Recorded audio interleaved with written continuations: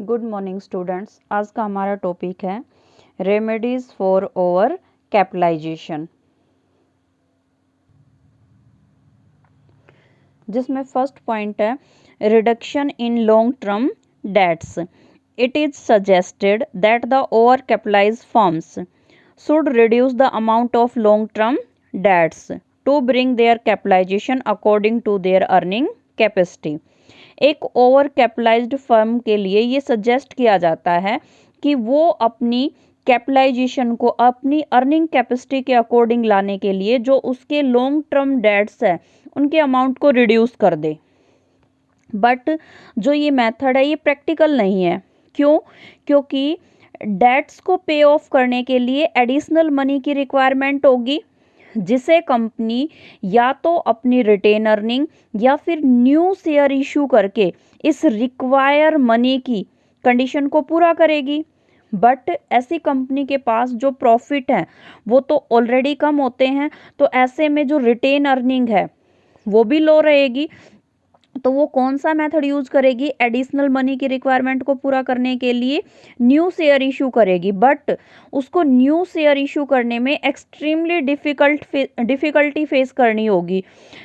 उसका रीज़न क्योंकि जो इन्वेस्टर है यानी कि जो पब्लिक है उसकी तरफ से कोई रिस्पॉन्स ही नहीं आएगा।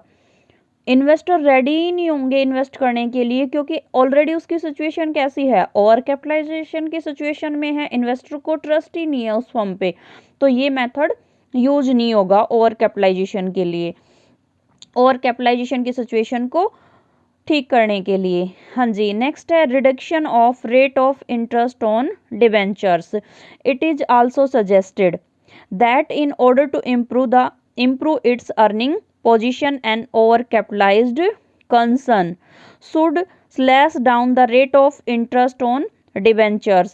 एक ओवर कैपिटलाइज्ड फर्म के लिए ये भी सजेस्टेड किया जाता है कि वो अपनी अर्निंग पोजीशन को इम्प्रूव करने के लिए rate of interest on debentures को रिड्यूस कर दे। फॉर दिस पर्पज यानी कि rate of interest on debenture को रिड्यूस करने के लिए वो ओवर कैपिटलाइज्ड कंपनी अपने एग्जिस्टिंग होल्डर्स को इस बात के लिए एग्री करती है कि वो लो रेट ऑफ इंटरेस्ट के जो न्यू डिबेंचर्स हैं उनको एक्सेप्ट कर ले। तो उनको डिबेंचर होल्डर कब एक्सेप्ट करेंगे? तो इसके लिए वो कंपनी या फर्म जो न्यू डिबेंचर इशू करेगी वो किस पे इशू करेगी? डिस्काउंट पे इशू करेगी, तभी वो एक्सेप्ट करेंगे। तो ऐसे में जो ओवर कैपिटलाइजेशन की सिचुएशन है वो शॉर्ट टाइम के लिए तो ठीक हो जाएगी। मींस फंड की जो शॉर्टेज थी वो न्यू डिबेंचर इशू करने से पूरी हो जाएगी। बट उसे कुछ टाइम पीरियड के बाद ये प्रॉब्लम फिर से फेस करनी होगी, क्योंकि जो न्यू डिबेंचर डिस्काउंट पे इशू किए हैं, जब फिक्स टाइम पीरियड के बाद कंपनी या फर्म इनकी पेमेंट करेगी तो पेमेंट तो पार पर ही करनी होगी ना, डिस्काउंट पे तो रिडीम नहीं कर सकती इनको। तो ये मेथड भी परफेक्ट नहीं है और कैपिटलाइजेशन की सिचुएशन को ठीक करने के लिए ज़्यादा इफेक्टिव नहीं है। नेक्स्ट है redemption of high dividend preference share. Over capitalisation firm के लिए ये भी सजेस्ट किया जाता है कि उसके जो हाई रेट ऑफ डिविडेंड के प्रेफरेंस शेयर हैं उनको वो रिडीम कर दे, उनकी पेमेंट कर दे। इससे इक्विटी शेयर होल्डर के लिए जो प्रॉफिट अवेलेबल होगा वो इंक्रीज हो जाएगा। प्रॉफिट इंक्रीज होने से जो इक्विटी शेयर हैं उनकी मार्केट वैल्यू इंक्रीज होगी। ठीक है, बट ये मेथड भी इफेक्टिव नहीं है। क्यों? क्योंकि प्रेफरेंस शेयर होल्डर को पेमेंट करने के लिए एडिशनल मनी की रिक्वायरमेंट होगी ना। अब मनी की तो पहले से ही शॉर्टेज है और पेमेंट करने के लिए और मनी चाहिए, इसलिए ये मेथड भी इफेक्टिव नहीं है। नेक्स्ट है reduction in par value of shares.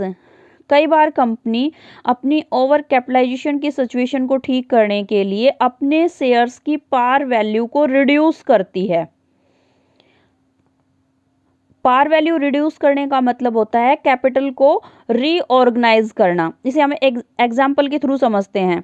एक कंपनी जिसमें नंबर ऑफ इक्विटी शेयर हैं 10,000 और पर शेयर की वैल्यू है ₹100 ईच, और इसकी एनुअल अर्निंग एज्यूम करके चल रहे हैं 60,000। तो इसके अकॉर्डिंग इस कंपनी में जो रिटर्न ऑन कैपिटल एम्प्लॉयड है वो कितना है, 6%। ये रिटर्न ऑन कैपिटल एम्प्लॉयड 6% कैसे आएगा, ये देखेंगे कैपिटल कितनी इन्वेस्ट की है।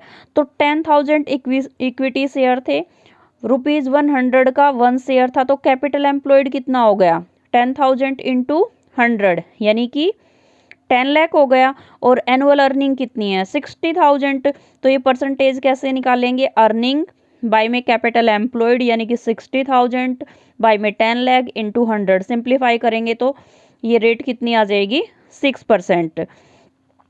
अब ये कंपनी अपने शेयर्स की पार वैल्यू को रिड्यूस करेगी। क्यों रिड्यूस करेगी, ओवर कैपिटलाइजेशन की कंडीशन को ठीक करने के लिए।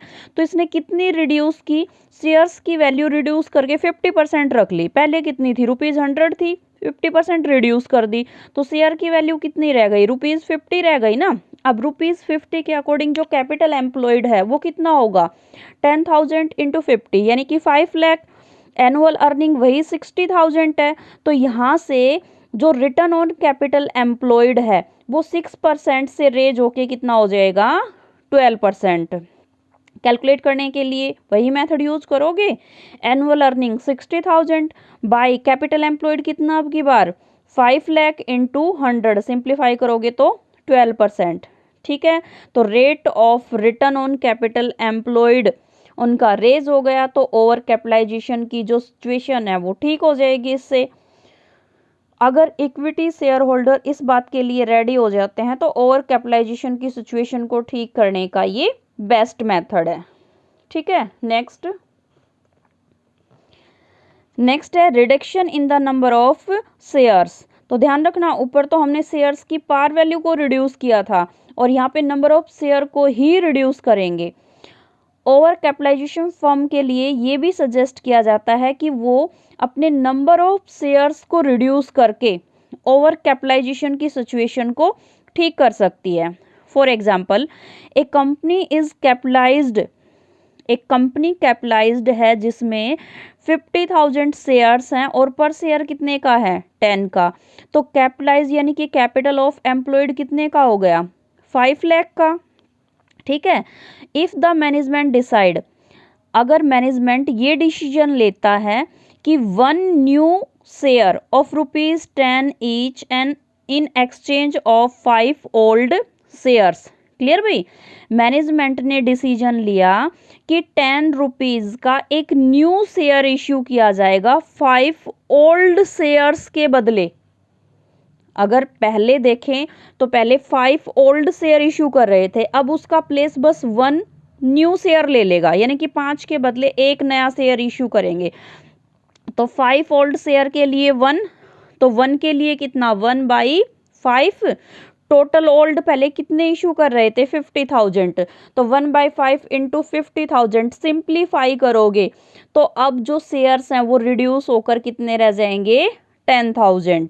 क्लियर भाई, तो पहले कैपिटल एम्प्लॉयड कितना था, 5 लाख, और shares number of share reduce करने से अब कैपिटल एम्प्लॉयड कितना रह जाएगा, 10,000 इंटू 10 यानी कि 1 लाख।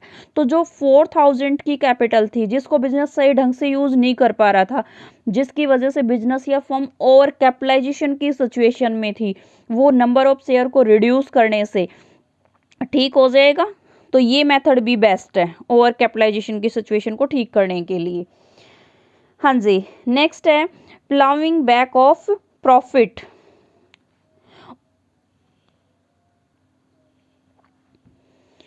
हाँ जी, जब ओवर कैपिटलाइजेशन अपनी इनिशियल स्टेज में होता है तो उस टाइम एक कंपनी अपने प्रॉफिट को डिस्ट्रीब्यूट करने की बजाय शेयर होल्डर्स में एज ए डिविडेंड वो उस प्रॉफिट को अपनी फर्म में री इन्वेस्ट कर लेती है।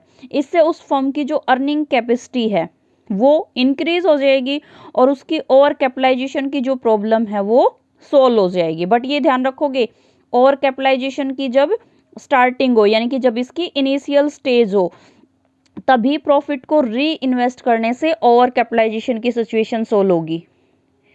हाँ जी, टू कंक्लूड तो हम ये बोल सकते हैं कि ओवर कैपिटलाइजेशन जब अपनी इनिशियल स्टेज पे होता है तो उस टाइम ओवर कैपिटलाइजेशन की प्रॉब्लम को सोल्व करने के लिए जो बेस्ट रेमेडी है वो है प्लाविंग बैक ऑफ प्रॉफिट, यानी कि प्रॉफिट को फर्म में री इन्वेस्ट करके शेयर होल्डर्स में डिस्ट्रीब्यूट नहीं करेगी कंपनी। ठीक है, तो ओवर कैपिटलाइजेशन की